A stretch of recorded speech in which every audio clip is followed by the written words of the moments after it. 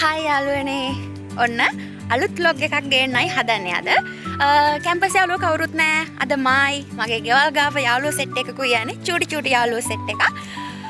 ගමනක් යන්නේ. අපි බලමු කොහෙද යන්නේ කියලා. ඔයගොල්ලොන්ට ට්‍රිප් එකක් යනකොට බලන්න ලස්සනම තැනකට තමයි අද යන්නේ. ඔයාලා මේ පැත්තේ එනවා නම් මේ අපි යන තැනටත් එන්න. අපේ වවපේනා මේ පැත්තේ. බලමු අපි කොහෙද යන්නේ කියලා අද.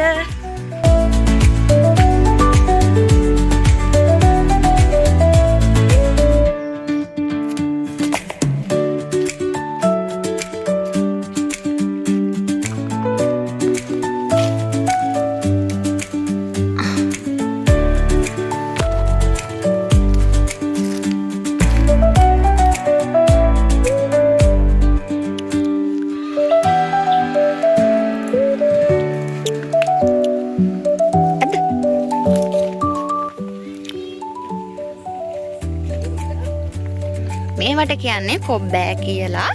ඒවා කනවා. මේවා කැලෑජ් ගෙඩි జాතියක්. රසයි. ඔයාලට නම් නැතුව ඇති සමහර අයට. මේවා හැමෝම කන්න යන්න එපා බලන්නේ නැතුව. මේවට කියන්නේ කොබ්බෑ කියලා. ඉතින් මම නම් මේවා කරා. මේ තියෙන්නේ.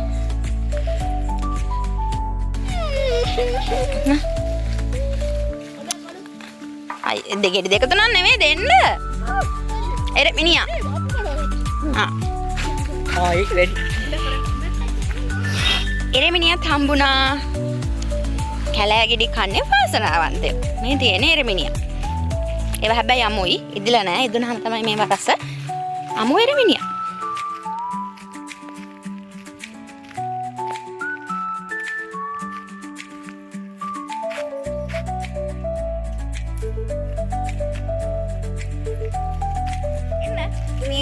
යන්නේ අපි කැලෑවක් කියන පැත්තකට තමයි.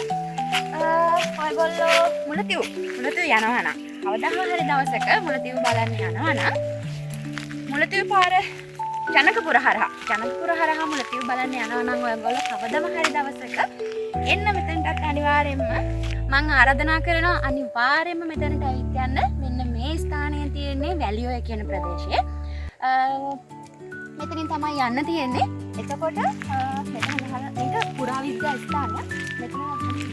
මෙතන පුවරුවක් තියෙනවා. අපි බලමු ඒ පුවරුවේ මොනවද තියෙන්නේ.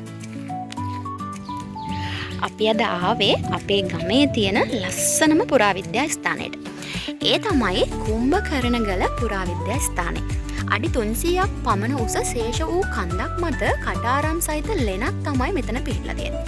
ගෝඨාභය රජතුමා විසින් කුම්භසේල නමින් විහාරයක් තනවලා තිබිලා තියෙනවා. මෙතන තියෙන්නේ ඒ විහාරය කියලා තමයි හම්බෙච්ච සාධක වලින් පුරාවිද්‍යා දෙපාර්තමේන්තුව සනාථ කළා තියෙන්නේ. ඒ වගේම භික්ෂුන් වහන්සේලාගේ පරිහරණය සඳහා මේ කටාරම් සහිත ලෙන භාවිතයට අරන් තියෙනවා. මේ පුවරුවේ තියෙන විදිහට ගලට ඊසාන පැත්තෙන් පොකුණක සාධක තියනවලු. ඒ වගේම මූල බ්‍රාහ්මී අක්ෂර සහිත ශිලා ලේඛනයකුත් තියනවලු. හැබැයි මම නම් කවදාවත් ඒ පොකුණේ සාධකවත් බ්‍රාහ්මී අක්ෂර සහිත ශිලා ලේඛනයවත් දැකලා නැහැ. මොකද මේ වෙනකොට මේ කුම්භසේල නම් විහාරයක් මෙතන නැහැ. නටඹුන් විතරයි තියෙන්නේ. ඒ නිසා මෙතන තියෙන කැලෑවත් එක්ක පොකුණවත් බ්‍රාහ්මී අක්ෂර සහිත ශිලා ලේඛනයවත් මට නම් කවදාවත් බලන්න හම්බෙලා නැහැ. ඉතින් අපි කන්ද උඩට ගිහින් බලමු තව මොනවද අපිට බලන්න පුළුවන් කියලා.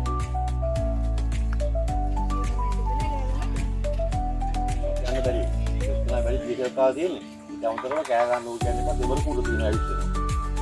ඒ වගේ දවස් දවස් තියෙන ඉතින් යම් දබ්බේර ගන්න බැරි ඒවා. අත්ත ගන්නකොට පාදෙන්නේ ඉතින් එතන පැටිය. හරි.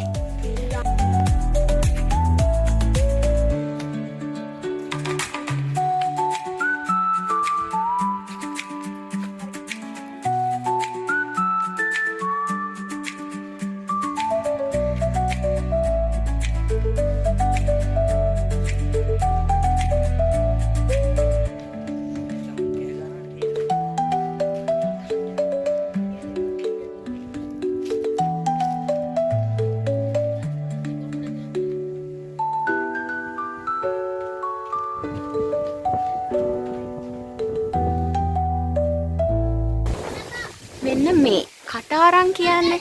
එතකොට ගල උඩින් වැටෙන වතුර මෙන්න මේ කාණුවේ රැඳිලා තමයි වැටෙන්නේ. අර යට තියෙන කොටස තෙමෙන්නේ නැහැ.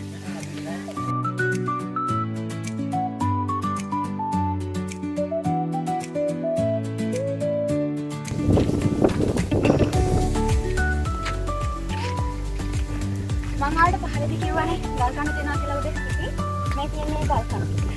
එතකොට අර ඈතින් තියෙන්නේ නෙළුම් වැව. මෙතනට මං හිතන්නේ ගොඩක් ලොකු පරාසයක් පේනවා අපේ ගමේ වගේම ඈත පිට ගම් කිහිපයකම. පුලන් සරයි ඔයගොල්ලන්ට මං කියන්නේ ඇහෙනවද නැද්ද කියන මම දන්නේ නැහැ. මෑත කාලිනව මෙතන යුද්ධ හමුදාවෙන් හිටියා යුද්ධයට කලින්. මෙතන තමයි යාළගේ රේඩාර් පද්ධතිය සංඥා ලබා ගැනීම සඳහා පහසු වූ නිසා ඒගොල්ලෝ මෙතන හිටියා. මට හොඳටම මහන්සි මේ කන්ද නැගලා. තව මෙතනින් උඩට නගින්න පුළුවන්. ඒ වගේම අපි බලමු. තව ඉස්සරහට ගිහින් කන්ද උඩට ගිහින් මොනවාද උඩට පේන්නේ? සහ අපේ ගමේ ලස්සන. යා.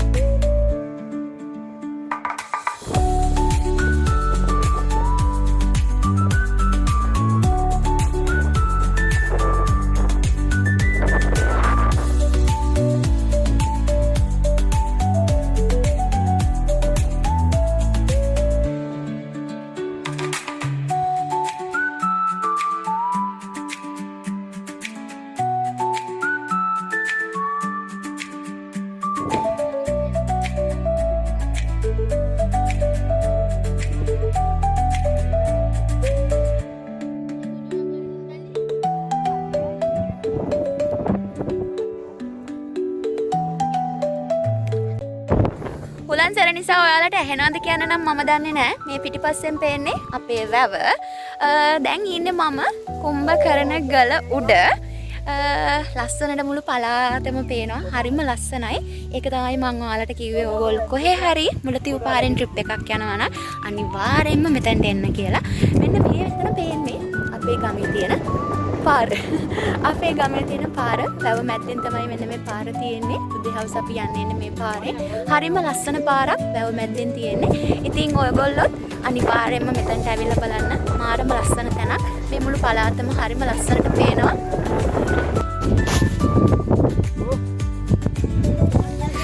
අර ඈත ඔයාලට පේනවද වාහනයක් යනවා අපේ වැව මැද්දේ තියෙන පාරේ. හරිම ලස්සනයි. යන්න වටින යන්න ලස්සන පාරක් තමයි අපේ ගමට තියෙන්නේ.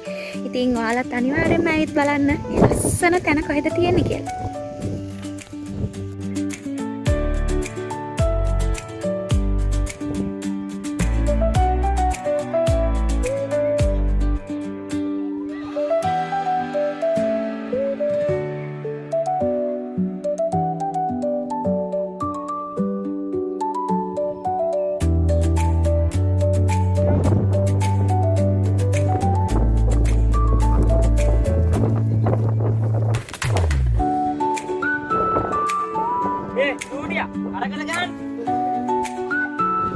මෙන්න මේ නරක ළමයි ටිකත් එක්ක තමයි මම අද මේ ගමන ආවේ.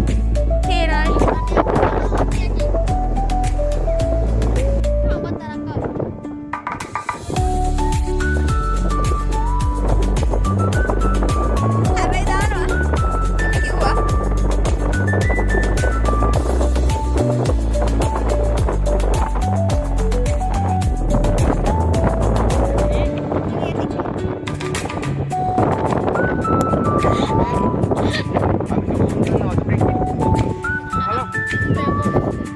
හරි එහෙනම් ගිහින් එන්නම්. අදට vlog එක ඉවරයි. ආයෙ එකකින් එන්නම්. බයි.